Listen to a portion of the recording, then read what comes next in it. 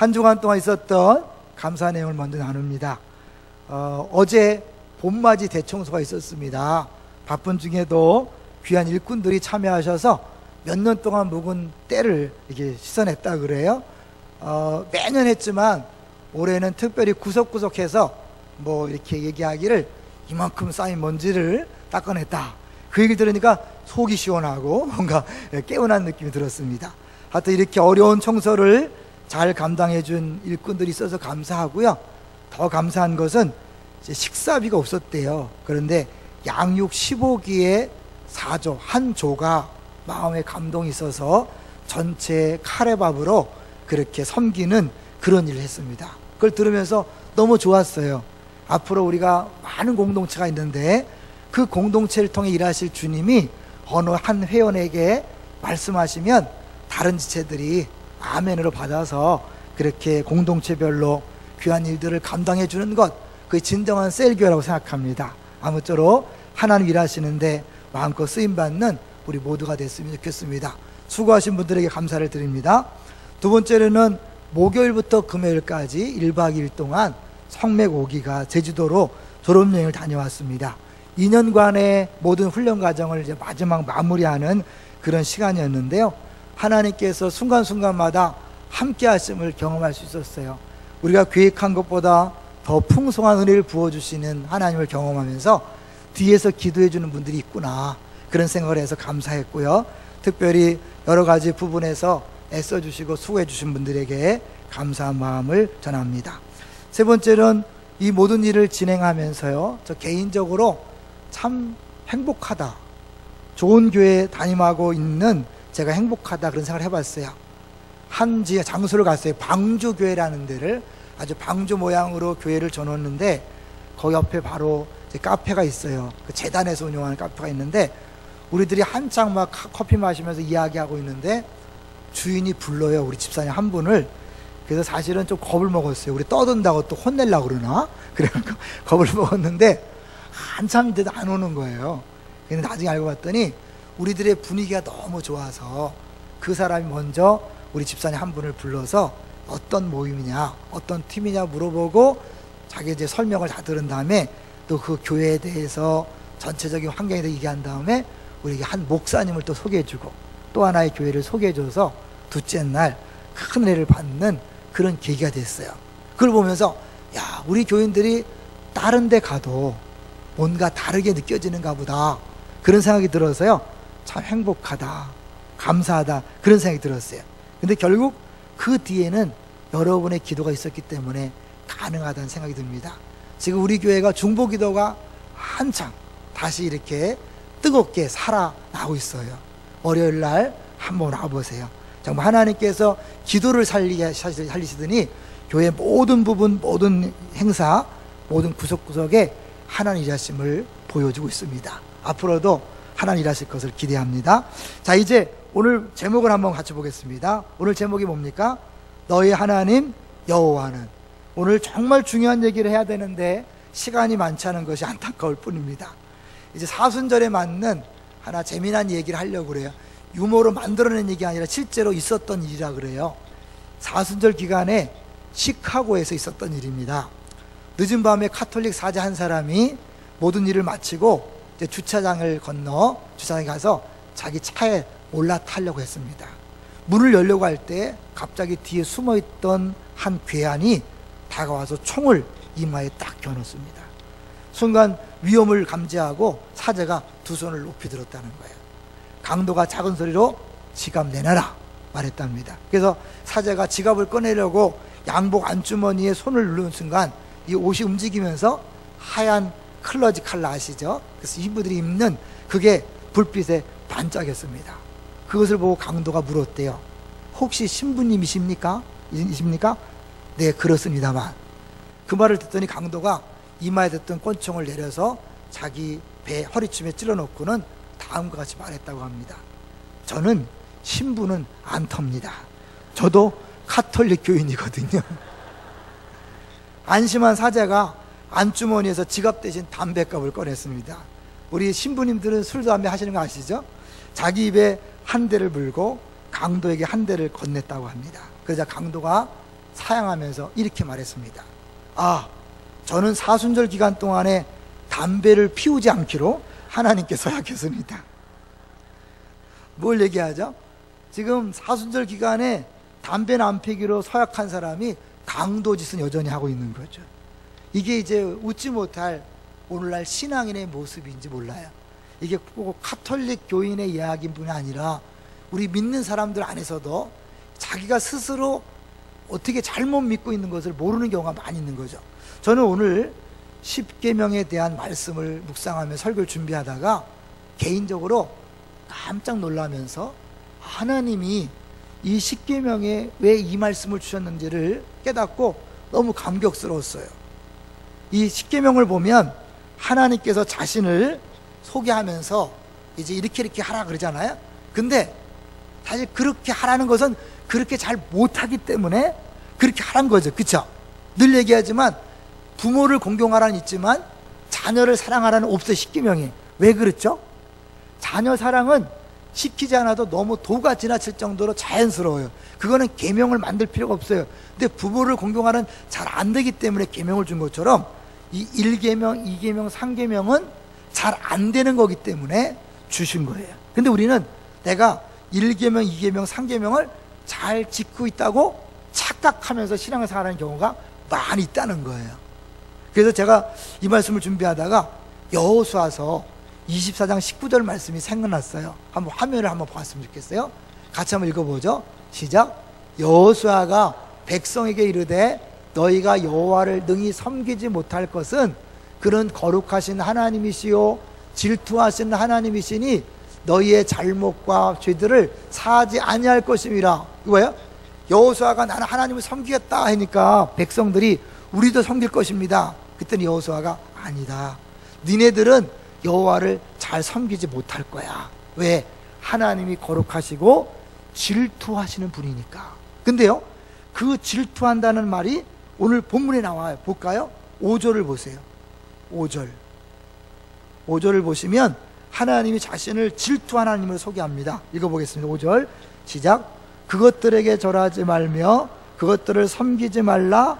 나 내 하나님 여호와는 질투하는 하나님인즉 나를 미워하는 자의 죄를 갚되 아버지로부터 아들에게로 3, 4대까지 이르게 하거니와. 하나님이 질투하는 하나님이라고 본인을 소개하는 거예요. 여기 질투라는 데는 굉장히 많은 의미가 들어있음을 우리가 짐작할 수 있겠죠. 그럼 먼저 질투하는 하나님을 말하기 전에 유일하신 하나님에 대해서 같이 생각해 보려고 하는데요, 하나님이 십계명을 주기 전에 2절에 먼저 자신이 누군가를 이스라엘 백성이 얘기합니다. 그것이 1계명을 해석하는 기초가 되는 거죠. 자, 2절을 먼저 볼까요? 하나님 십계명을 주기 전에 뭘 말씀했는가? 시작. 나는 너를 애굽 땅 종되었던 집에서 인도하여 낸 내 하나님 여호와니라. 이걸 쉽게 풀면 나는 여호와인데 너의 하나님이다. 나는 여호와, 스스로 있는 자, 언약을 지키는 자, 약속을 지키는 자, 하나님이 자신을 여호와라고 얘기한 다음에 그 엄청난 분이 바로 너의 하나님이라는 거예요. 다른 사람이 아니라 바로 너의 하나님. 어떻게? 내가 너를 애굽 땅 종되었던 집에서 인도하여 내었기 때문에 바로 너의 하나님이다. 그래서 이스라엘 백성과 하나님이 특별한 관계라는 것을 딱 전제해요. 그리고 나서 너와 나는 이렇게 특별한 관계이기 때문에 너는 이렇게 살아야 된다. 첫 번째가 뭐예요? 3절 읽어봅니다. 시작. 너는 나 외에는 다른 신들을 내게 두지 말라. 우리는 이것을 자꾸 오해해서요, 하나님이 모든 신들을 부인하고 혼자만 신이라고 얘기하는 것으로 착각해요. 그래서 유일신이 자기 자신만 신이고 나머지는 아니다, 그런 뜻이 아니에요. 불교에서 말하는 천상천하 유아독전, 그런 뜻이 아니에요. 여기 보세요. 너는 나 외에는 다른 신들을 내게 두지 말라. 다른 신들을 인정하는 거예요. 다만 너와 나 사이에 내가 너의 특별한 하나님이니까 너는 나만 너의 신으로 섬기고 다른 신을 함께 섬기지 말아라. 그래서 여기 말 특별히 원어적 보면 내 앞에란 뜻이거든요. 너는 나 외에 할 때 내 앞에 다른 신을 두지 마라. 내 앞에.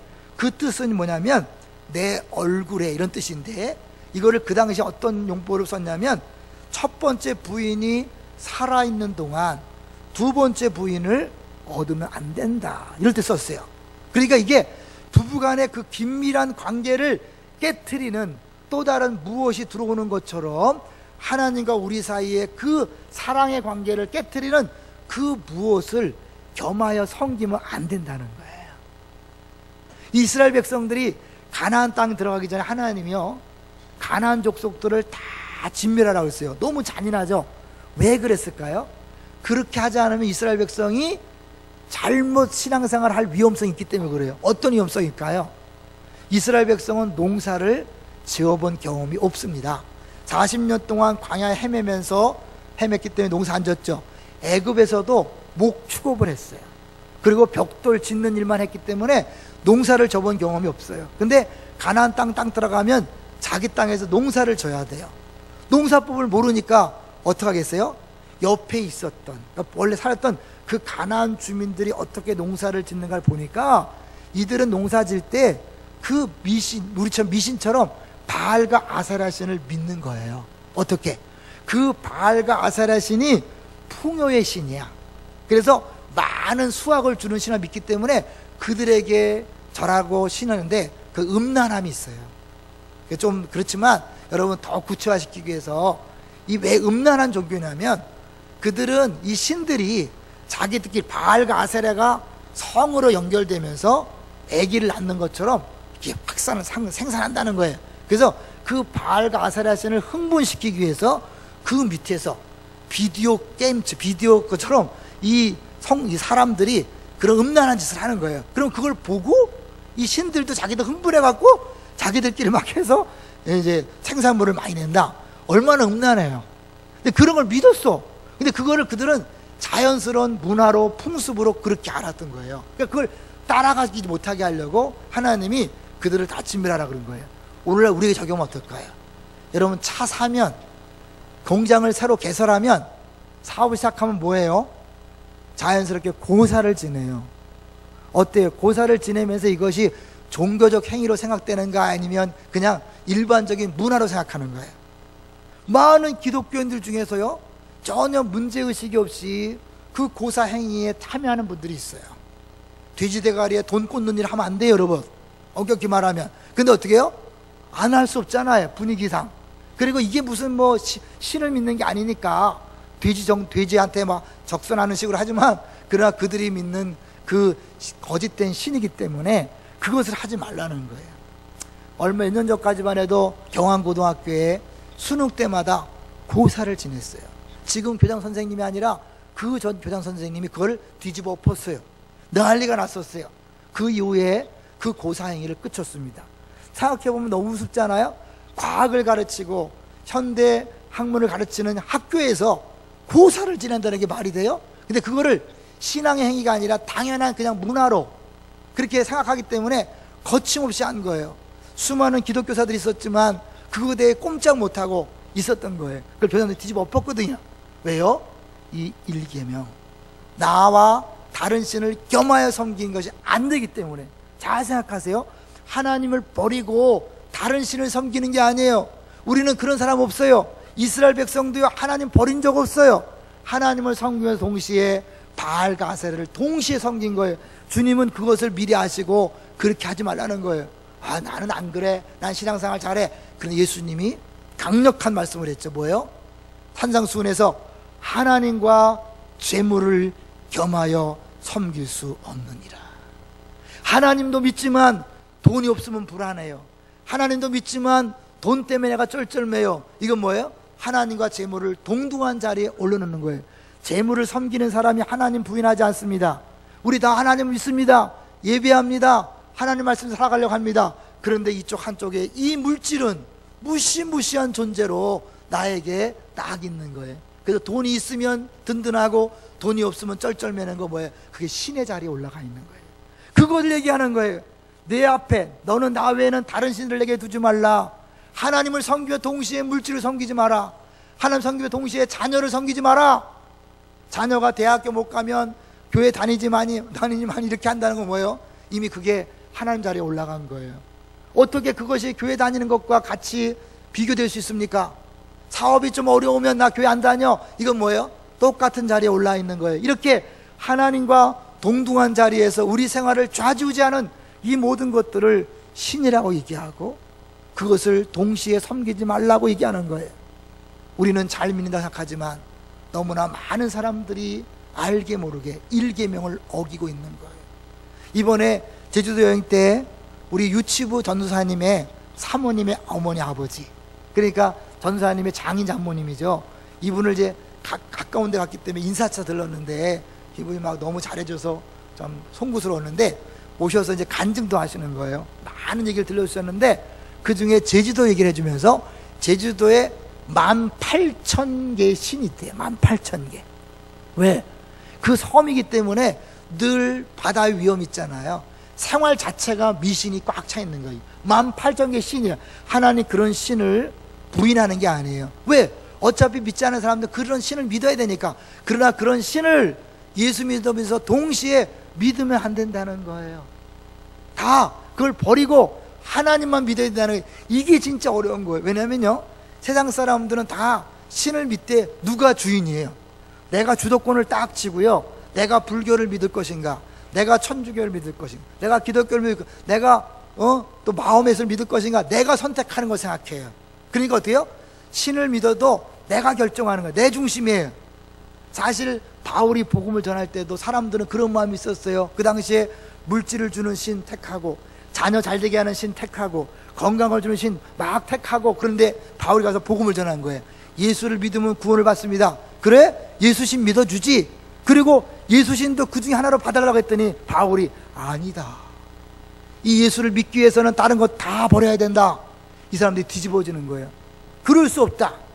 사실 이제까지 내 모든 것, 어쩌면 아담과 하와 이후에 전 인류의 사상 체계를 붙들었던 근본적인 그 뿌리, 그것을 버리는 거기 때문에 어려운 거예요. 그래서 이거는 사람의 힘으로 안 되고 오직 성령으로 된다. 그래서 견고한 진을 파는 능력이요 그랬거든요. 이 견고한 진은 우리가 내치할 때 보면 쓴 뿌리 상처를 얘기하지만 더 깊은 뿌리는 나 중심의 신앙생활, 나 중심의 모든 생활에 그 견고한 진을 얘기하는 거예요. 이것들을 다 버리고 주를 믿어라 하는 것이 바로 제1계명이에요. 그래서 이 모든 종교는 내가 시작했지만 뭐예요? 이 기독교는 2절 다시 보세요. 누가 시작하는가? 나는 너를 애굽 땅 종되었던 집에서 인도하여 낸 너의 하나님 여호와니라. 내가 너를 먼저 노예에서 자녀 삼았고 내 백성 삼았다. 이제 너 내 백성답게 살아라. 내가 먼저 너를 사랑해서 내 아내 삼고 내 백성 삼았으니까 너도 나만 사랑해라. 그런 거예요. 그러니 우리 신앙생활을요 제대로 하는 게 쉽지 않은 거예요. 얼마나 많은 분들이 물질 앞에 무너집니까? 교회에서도 이 헌금 얘기하고 돈 얘기하면요 성질을 빠락빠락 내시는 분이 있어요. 죄송하지만 왜 그런지 아세요? 다른 사람은 성질 안 내는데 왜 성질 낼까요? 그 돈이 내 안에 딱 신이 되기 때문에 그걸 건드리는 순간 내 인생 전체를 흔들어 놓는 거예요. 견딜 수 없어요. 예수님이 오죽했으면 하나님과 재물을 겸하여 섬길 수 없다고 했을까요? 가장 무서운 만모니즘을 얘기하는 거죠.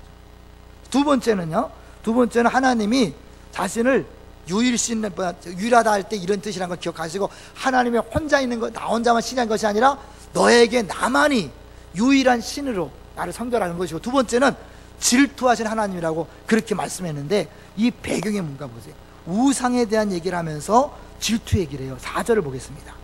우리는 우상을 너무 한정 지는데 굉장히 무서운 비밀이 있습니다. 4절 같이 읽어볼까요? 시작. 너를 위하여 새긴 우상을 만들지 말고 위로 하늘에 있는 것이나 아래로 땅에 있는 것이나 땅 아래 물속에 있는 것에 어떤 형상도 만들지 말며, 5절, 그것들에게 절하지 말며 그것들을 섬기지 말라. 이거는 이런 이상한 신들, 그런 우상 숭배하지 마라, 이런 건 너무나 당연한 거고, 하나님은 더 깊은 얘기를 하는 거예요. 자, 1계명에서 너와 나는 특별한 관계이기 때문에 나와 함께 다른 신을 섬기지 마라 1차 했죠. 이제 두 번째는 뭐예요? 나만 섬긴다고 하면서 너희들이 잘못할 수 있는 위험성이 뭐냐면, 하나님이 나를 너희들 마음대로 조각하면 안 된다는 거예요. 너희들 생각으로, 경험, 지식으로 하나님을 그렇게 틀에 맞춰주지 말라는 거예요. 어떻게 일단 정형화하고 물건으로 만들고 개념화하면 더 이상 하나님이다 아니다? 아니다. 하나님이 눈에 보이는 물질로 제한될 수 있는 분이 아니에요. 천지만물을 지으신 분이고 하나님이 영이신 분이기 때문에 물질로 형상화하는 순간 더 이상 하나님이 아닙니다. 동의하십니까? 그 얘기를 하는 거예요. 근데 사람은 눈에 보이지 않는 것을 믿기보다는 눈에 보이는 것을 믿기를 쉽기 때문에 그렇게 하기 때문에 자꾸 뭐예요? 나도 모르게 자꾸 틀을 만들고 우상을 만드는 거예요. 늘 얘기하죠. 제사를 지내는 것, 신사 참배하는 것, 이런 것들 안 되는 것 다 그건 다 알아요. 나는 그런 거 안 하기 때문에 신앙생활 잘한다? 아닐 수 있다는 거예요. 왜? 내가 하나님을 잘 섬기는 것처럼 보이지만 나는 하나님을 내 식대로 만들어 놓고 그 하나님을 섬기는 거예요. 어떻게? 난 그런 적 없는데, 네, 한번 점검해 보실까요? 여러분 신앙생활 하다가 어느 순간에 하나님 어떻게 이러실 수 있습니까? 하나님이 살아계시다면 어떻게 이런 일이 우리 집에 있을 수 있습니까? 어떻게 우리 자녀에게 이런 어려움이 있을 수 있습니까? 자, 이것은 뭐예요? 어떤 하나님입니까? 내가 생각하는 하나님을 벗어나니까 어떻게, 왜, 어찌하여 이런 말이 나오는 거예요. 지난주 기억나십니까? 낡은 가죽 부대와 똑같은 거예요. 내가 하나님을 딱 네모로 정해놓으니까 이 네모 바깥에 일하시는 하나님에 대해서는 어떻게, 왜 이럴 수가 있습니까? 그러면서 불평하고 원망하고 심하면 시험 들었다 그러고 교회 안 나오고 난 신앙생활을 포기한다는 게 뭐예요? 내가 믿는 하나님을 벗어났기 때문에 그래요. 그게 또 다른 우상인 거 아십니까? 하나님이 너희들에게, 우리들에게 새긴 우상을 만든, 왜 새기지 말라 그랬을까요? 우상을 만드는 순간 하나님이 아니기 때문에 하지 말라는 거예요. 눈에 보이는 우상도 우상이지만 눈에 보이지 않는 그 무언가를 만들어 놓고 나는 그것을 하나님으로 생각하는 거예요. 초신자에게 많겠어요? 오래된 신자에게 많겠어요? 둘 다 많아요. 초신자는 잘 몰라서 하나님을 생각할 때 교회 바깥에 있는 신을 끌어다 당겨서 똑같을 거라 생각하고 그렇게 믿어요. 그래서 어때요? 열심히 기도하면 지성이면 간천이다. 그럼 어때요? 열심히 하면 되겠지. 아니, 교회는요 열심히 해서 되는 게 아니에요. 그건 미신이에요. 교회는 정상적으로 정확하게 하나님을 섬겨야 돼요. 여기 얘기하잖아요. 정확하게 하나님 섬겨야지 내가 무조건 열심히 기도하고 열심히 봉사하면 되겠지, 아니라는 거예요. 오늘 그 얘기를 하는 거예요. 내가 생각한 그 하나님 만족시키기 위해서 열심히 했지만 아닐 수 있다는 거예요. 왜? 그 근본 뿌리는 뭐냐면요, 나기 때문에 그래요. 다 볼까요? 다시. 자, 4절 처음에 보시면 뭐예요? 너를 위하여. 누구를 위하여? 너를 위하여. 결국 나를 위해서 내가 우상을 만드는 거예요. 신앙생활도 결국 뭐예요? 나 중심의 신앙을 하다 보니까 내 마음에 들지 않으면 노야, 내 마음에 들으면 예스야. 엄격히 말하면 여러분 주일날 말씀을 들을 때 여러분이 판단하는 것 자체가 뭐예요? 그 자체가 여러분 안에 하나님을 우상화 시켜놓은 거예요. 그래서 내가 생각한 하나님 말씀 요걸 벗어나면 목사가 왜 저렇게 설교하지? 이렇게 판단하는 순간 뭐예요? 내 틀이 딱 있는 거예요. 더 엄밀히 말하면 여러분 은혜 받았다 안 받았다 이런 표현을 하는 건 아니에요. 사실은 하나님 말씀은 우리에게 때로 은혜가 되지만 은혜가 안 되더라도 뭐예요? 하나님 명령일 때는 죄에 대한 지적은 아픔으로 아멘을 받아야 돼요. 그리고 눈물을 흘리며 회개해야 돼요. 근데 우리는요 내 마음에 드느냐 안 드느냐 이게 결정적인 근거예요. 그건 뭐예요? 내가 생각하는 그 하나님 틀을 딱 짜놓은 거죠. 주님은 그것을 싫어한다는 거예요. 그것에 대하여 우상숭배라고 얘기하는 거예요. 근데 우리는 그것을 자꾸 놓치지 않아요. 나는 신앙생활 잘하는데 그렇게 하는 사람일수록 바리새인처럼 너무 틀이 확실해요. 안식일을 지키는 것 그 잘 지키기 위해서 계명들을 잘 쪼개놨어요. 스스로 만족하기 위한 거죠. 엄격히 말하면 그 조항을 잘게 쪼르는 것 자체가 벌써 뭐예요? 자기를 위한 우상을 만드는 거예요. 저는요 십계명을 묵상하면서 야 진짜 깊다. 하나님이 이 십계명을 기본 중에 기본이요 모든 율법의 핵심이라고 말하는 이유가 여기 있구나. 이 부분을 우리가 분명하게 알지 아니하면 성경 해석이 안 되는 거예요. 예수님이 아까 얘기했잖아요. 예수님이 아까 이렇게 하나님과 재물을 겸하여 섬길 수 없다가 1계명을 해석하는 거라면 2계명을 해석하는 게 뭐냐면 요한복음에 예수님이 뭐예요? 하나님은 영이시니 신령과 진정으로 예배할지니라. 그게 말이에요. 눈에 보이는 육체가 아니기 때문에 눈에 보이는 건물, 예루살렘, 무슨 성전 이런 거에 집착하면 안 된다는 거예요. 그걸 집착하는 순간 더 이상 하나님이 아니기 때문에 진정한 예배가 아니라는 거예요. 이해되세요? 그러니까 하나님 영이라는 것은 우리가 규정할 수 없다는 거예요. 우리가 어떤 모양으로 만들 수 없다는 거예요. 우리가 테두리를 칠 수 없다는 거예요. 늘 겸손하게 하나님이 하시는 일 인정하고, 이해가 안 될지라도 뭐예요? 아멘, 감사합니다, 받아야 돼. 이렇게 될 때 우리는 내 주변에 일어나는 이상한 일들도 감사함으로 받을 수 있는 거예요. 할렐루야. 어떤 게 더 좋나요, 여러분? 모든 걸 감사함으로 받는 게 좋습니까? 아니면 내가 딱 판단 기준을 세워놓고 나서 하나님 왜 이래? 어떻게 이럴 수 있어? 어떻게 내가 믿는 하나님이 이렇게 알아서 이렇게 할 수 있지? 이러면서 불평과 원망하는 거, 어떤 신앙생활이 행복합니까? 분명히 범사에 감사하는 것이 행복이잖아요. 근데 그러려면 어떻게 해요? 내 안에 나도 모르게 세워놓은 그 우상들의 틀을 자꾸 깨부셔야 돼요. 저도 제가 갖고 있는 그 틀을 자꾸 깨는 작업을 해야 되겠다는 생각을 지난주에 이어서 다시 한번 했어요. 하다 보니까 연결되는 말씀인 거 있죠. 저는 처음에 십계명 설교를 준비하면서 쉽게 접근했어요. 근데 의외로 여기 너무 깊은 의미가 있어요. 성경 66권 전체를 다 포함하는 그런 내용이 있는 거예요. 왜 여호수아가 이스라엘 백성에게 너희들은 하나님 등이 섬기지 못한다? 왜?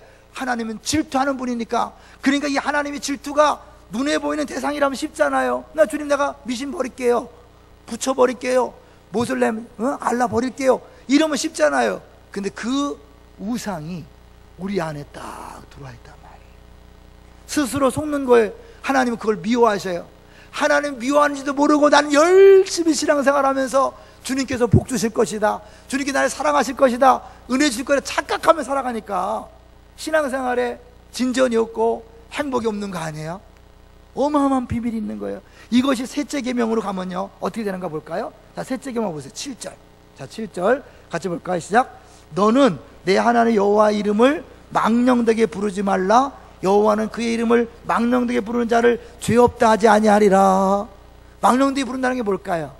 우린 보통 하나님 이름을 함부로 부르는 정도, 함부로 맹세하는 것 정도, 하나님 이름으로 욕을 지하는 것, 이 정도를 금지하는 것처럼 보이지만 역시 신약을 근거로 본다면 뭘까요? 예수님이 산상수훈에서 나더러 주여 주여 하는 자마다 다 천국에 들어갈 것이 아니요, 주의 이름을 불러 주여 주여 하는데 하나님이 아니라 그래요. 그러면 누가 합당한 거예요? 하나님 뜻대로 행하는 자, 말씀을 듣고 행하는 자라야 천국에 들어갈 수 있다. 천국 백성이란 주여 주여 말하는 것이 아니라, 이름만 부르는 것이 아니라 실제로 그 주인을 주인답게 인정하고 그분을 사랑해서 그 말씀을 듣는 거, 그게 진짜 믿음이다. 할렐루야. 가끔 얘기했어요. 사랑하면요 말씀을 지키는 게 어려운 게 아니라 그랬죠. 예전에 골초 할머니 얘기한 거 기억나십니까? 할머니가 평생 담배를 폈어요. 담배를 끊고 싶었는데 끊어지지 않는 거예요. 어느 날 할아버지를 사랑하게 생겼어요. 어디 노인 경로당 가서 할아버지 사랑하게 됐는데, 할아버지가 한참 사귄 다음에 나는 당신을 사랑하지만 같이 살 수는 없겠소. 왜 그랬습니까? 당신이 담배를 피기 때문이요. 이 할머니가요 그 순간 담배를 딱 끊었대잖아요. 왜요? 그 할아버지를 사랑하기 때문에 그게 끊어진 거예요. 이건 실제 실화예요. 내가 사랑하면 그 사람의 말을 듣는 게 어렵지 않아요. 하나님을 정말 주요로 하고 그분이 나를 구원하신 분이고 그분을 사랑한다면 우리는 그 말씀을 지키는 게 어렵지 않아요. 근데 우리는 뭐예요? 그분을 주여 주여라고 하지만 실제로 주인이 따로 있는 경우가 있다는 것을 아시고 이렇게 말씀하는 거예요. 정말 하나님의 이름을 정말 주님으로 인정하고 찬양하십니까? 그럼 우리 찬양 시간이 달라져야 되지 않을까요? 늘 얘기지만 히틀러를 히틀러 하면 사람들은 다 부동자세입니다. 천황폐하 만세 다 부동자세입니다. 근데 어떻게 하나님의 이름을 부르면서 딴짓할 수 있을까요? 하나님 이름 부르면서 농담할 수 있을까요? 하나님 이름을 부르면서 딴 자세를 취할 수 있을까요? 하나님을 모르든지 하나님을 안 믿든지 하나님을 사랑하지 않든지 세 가지 중에 안 하겠죠. 그 사람의 직분이나 역할이나 봉사가 문제가 아닙니다. 정말 주님을 사랑한다면 그 주자만 나와도 그 앞에 감사하고 감격하고 눈물을 흘리고 바른 자세를 취하고 그 앞에 하나님 최대의 예의를 갖추는 것, 그것이 주를 주로 인정하는 거 아닐까요? 근데 우리는 얼마나 많이 하나님 이름 앞에 기도하고 주를 부르면서도 내 마음대로 내 뜻대로 살아가는 것이 아닌가. 그래서 결국은 주의 이름이 아니라 내 이름이 높아지기를 바라고, 주님의 나라가 아니라 내 나라가 높아지기를 원하고, 주의 뜻이 아니라 내 뜻이 이루어지길 바라니까 교회 가서도 성질내고, 집에서 성질내고, 직장과 사업장에 성질내잖아요. 왜? 내 뜻대로 안 되니까, 내 욕심이 채워지지 않으니까, 내 마음대로 안 되니까. 여러분, 내 인생이 내 거 아니잖아요. 주님 거라면 가족들을 내 마음대로 조종하려고 하지 마세요. 직장과 사업장을 내 마음대로 하려고 하지 마시고 주의 것으로 인정하세요. 그분 앞에 통치에 맡기세요. 그러면 주분이 알아서 하십니다. 믿습니까? 그곳에 하나님 나라가 이루어지는 것입니다. 그럴 때 하나님이 어떠한 복을 약속했죠? 자, 보겠습니다. 자, 5절 6절. 하나님은 정말 우리에게 뭘 주기 원하시는가? 5절 6절을 보면 알 수 있죠. 5절 6절 시작. 그것들에게 절하지 말며 그것들을 섬기지 말라. 나 내 하나님 여호와는 질투하는 하나님인즉 나를 미워하는 자의 죄를 갚되 아버지로부터 아들에게로 3, 4대까지 이르게 하거니와 6절. 나를 사랑하고 내 계명을 지키는 자에게는 1000대까지 은혜를 베푸느니라. 나를 미워한대. 나도 모르는 사이에 하나님을 미워하는 행위를 하고 있다니까요. 그거는 그런 사람에게 어떻게 3, 4대까지 죄를 갚아주겠다 그래요. 이거 죄도 안 졌는데 엄마 때문에 아빠 때문에 내가 벌 받는 거 아닌가? 그 얘기가 아니에요. 왜 3, 4대라 그랬을까요? 옛날에 대가족 사회에서는 어떻게 했어요? 4대가 함께 살았어요. 그렇죠? 그러니까 결국 그거는 내가 죄를 안 졌는데 그냥 일방적으로 부모의 죄 때문에 벌 받는 저주, 그런 게 아니에요. 그 공동체 안에 있기 때문에 다 자기가 지은 죄에 대한 그것을 받게 돼 있는 거예요. 반대로 하나님 뭐예요? 1000대까지 은혜를 베풀겠다. 1000대까지. 할렐루야. 하나님 본심은 3, 4대 벌 주는 겁니까? 1000대까지 은혜를 베푸는 겁니까? 1000대까지 은혜를 베풀길 원하시는 거죠. 이미 구원해 주셔서 하나님 백성 된 그들에게 너희들이 백성답게 살면 내가 너희들을 1000대까지 은혜를 베풀겠다. 여기서 한 가지 이야기하면서 정리하려고 합니다. 미국의 목회자 겸 교육자인 알버트 윈십이 두 사람의 가문을 연구했어요. 주쿠가와 에드워즈가를 연구해서 책을 냈어요. 이 주쿠란 사람은 가명이에요. 왜? 너무 안 좋기 때문에 일부러 가명을 썼고, 에드워즈는 조나단 에드워즈 실제 인물입니다. 근데 처음에 덕데일이라는 사람이 6개의 감옥에 갇힌 사람들을 조사하다 보니까 이상한 공동점이 드러났어요. 그 이름들에 주쿠란 이름이 들어있는 거예요. 주쿠. 그러니까 가명이지만, 그리고 알고 봤더니 다 그들이 한 가문이야.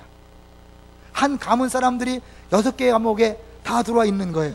그래서 이제 관심을 가지고 그 주쿠가의 1200명을 쭉 연구해 봤더니 나태, 무지, 저속, 질병, 치욕, 가난, 범죄, 백치, 귀신 들림, 이런 것들이 가득하더라는 거예요. 그래서 주쿠가의 경우 약하고 병든 사람들은 거의 다 가난뱅이들이었고, 건강한 사람은 거의 다 죄수들이었다는 거예요. 이렇게 주쿠가의 그런 이상한 그 가문에 흐르는 그것을 본 다음에 사람들이 그랬어요. 야, 그렇게 멸망하는 가문뿐만 아니라 잘 나가는 명문 가문도 한번 연구해보자. 그래서 시작된 게 이 윈십이라는 분이 조나단 에드워즈를 연구한 거예요. 그랬더니 에드워즈에게 3남 8녀가 있었는데 그 3남 8녀 중에 한 명은 프린스턴 대학교 총장, 또 한 명은 유니언 대학 총장, 4명은 판사, 2명은 하원의원, 1명은 주의의원, 1명은 헌법위원, 1명은 타고난 목회자였는데 여기 물론 그 사회들까지 포함된 거예요. 그래, 이렇게 된 것을 보면서 관심 갖고 나머지 1400명 후손을 또 쭉 봤어요. 그랬더니 1400명 후손 중에 대학 총장 13명, 교수 65명, 변호사 100명, 판사 30명, 의사 66명, 상원의원 3명, 대도시장 3명, 주지사 3명, 부통령 1명, 재무상 1명, 선교사 목회자 100여 명이 나온 거예요. 주쿠가와 에드워즈가가 너무 구분이 되는 거예요. 알고 봤더니 그 에드워즈 가문이 명문이 된 비결이 바로 그 에드워즈 목사님의 부인이었어요. 에드워즈 목사님은 하루에 13시간씩 성경을 연구했기 때문에 자녀 교육할 틈이 없었대요. 그 사모님인 사라가 그 아이들을 잘 양육했고 그것이 그런 가문을 만들었다는 거예요. 실제로 사라는 친가 쪽으로 아버지가 유명한 목회자였고 또 예일대학의 설립자면 교수였으며 외가 쪽으로 외할아버지 토마스 후커 목사님이 코네티커트 교회들의 아버지라고 불릴 정도로 유명한 분의 그런 흐름이 있었어요. 이 사모님이 애들을 키우는 것을 잠깐 읽어드릴게요. 오늘 유아 세례도 있으니까. 사라는 자녀들로 부모에게 즐겁게 순종하도록 했습니다. 자녀들에게 온유하고 부드럽게 말했습니다. 꾸중할 때에는 화를 내거나 큰 소리 치지 않고 조용하고 부드럽게 딱 몇 마디만 했습니다. 자녀들에게 엄마가 무엇을 원하는지, 왜 그것을 원하는지 합리적으로 설득했습니다. 자녀들이 딱 한 번에 순종하게 하고 불평과 대꾸는 일체 허용하지 않았습니다. 자녀들이 부모를 존대하게 했습니다. 부모님이 방에 들어오시면 자녀들이 일제히 일어서게 했습니다. 부모님 말씀하실 때는 자녀들이 자기들끼리 무슨 말을 하다가도 일체 즉시 중지하고 부모님의 말씀을 듣게 했습니다. 싸움과 다툼은 없게 했습니다. 자녀들이 누구에게든지 분개나 악의를 품은 것이 나타나자마자 첫 단계에서 통제했습니다. 자녀가 첫 단계에서 바로 잡히지 않고 계속 화를 내거나 불순종하면 완전히 굴복할 때까지 부드럽고도 단호하게 통제했습니다. 이 알버트 윈십이라는 사람이 이 가문의 자녀들을 연구하고 이런 결론을 내렸다 그래요. 그들의 혈관 속에는 고상한 인물들로 구성된 명문의 피가 흐르고 있었다. 그들은 최상의 실력과 인격의 유산을 받았지만 건방지게 굴지 않았다. 그 결론이 뭐냐면 에드워즈의 자녀들 속에는 돈, 권력, 쾌락, 인기 등 일체의 우상을 거절하고 하나님을 사랑하고 하나님의 계명을 지키는 믿음의 피가 흐르고 있었다는 거예요. 하나님의 말씀은 진리입니다. 하나님 말씀은 1.1핵도 틀림이 없습니다. 1000대까지 은혜를 베풀겠다고 약속했으면 반드시 1000대까지 은혜를 베풀 줄로 믿습니다. 누구를 통하여? 내가 지금 하나님 말씀을 잘 지키면, 하나님을 사랑해서 하나님과 겸하여 다른 것을 섬기지 않고, 하나님은 영이심으로 하나님은 하나님대로 우상을 만들지 않고 섬길 뿐만 아니라 주여 주여 말만 하는 것이 아니라 정말 그 뜻대로 순종하며 살아갈 때 나를 통하여 1000대까지 흐르는 은혜가 있을 줄로 믿습니다. 여러분이 그 주인공들이 다 되시기를 주의 이름으로 축원합니다.